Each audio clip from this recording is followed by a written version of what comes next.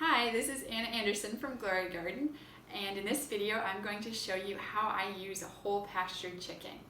So I started by last night. I took the frozen chicken out of my freezer and I set it on my countertop to thaw overnight. And then this morning when I woke up around 8 o'clock, I put the whole chicken in the crock pot. I added about a cup of water and I sprinkled it with some seasoning and some salt. Then I turned the crock pot on high and I cooked it for about 6 hours. Now, to test the doneness, what you want to do is just break off a wing or a leg, and it should come off easily, but you don't want the bird to be so tender that it's completely falling apart, because then the meat gets to be just a little bit too mushy. So around 6 or so hours, give or take a little bit, keep an eye on it. But when it's done, I will turn the crock pot off and let the chicken cool down, just so that it's not so hot that I can handle it. And then I am ready to take the meat off.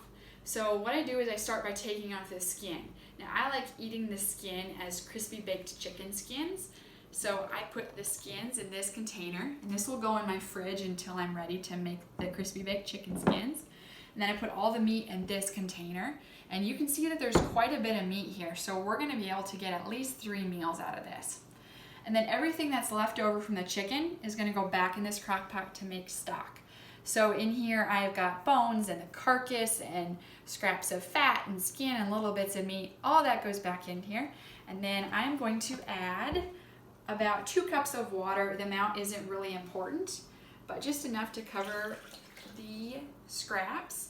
And then I'm also going to add about 2 tablespoons of apple cider vinegar. Again, the amount is not that important, but the vinegar helps to draw the minerals out of the bones, and it makes for a richer stock. So now that I've got this in here, I am going to turn the crock pot back on and to continue to cook this for about 12 to 24 hours. The longer you cook it, the richer the stock will be.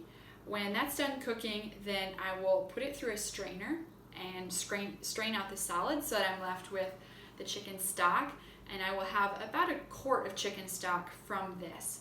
So when it's all said and done, I've got a quart of stock, I've got all of this meat, I've got the and then I've got the skin to make crispy baked chicken skin, and this will easily yield 3, if not 4 meals from this one chicken. So you can see that it can be stretched quite a ways. So this is how I do things. You can let me know if you have any questions, and I hope you found this helpful.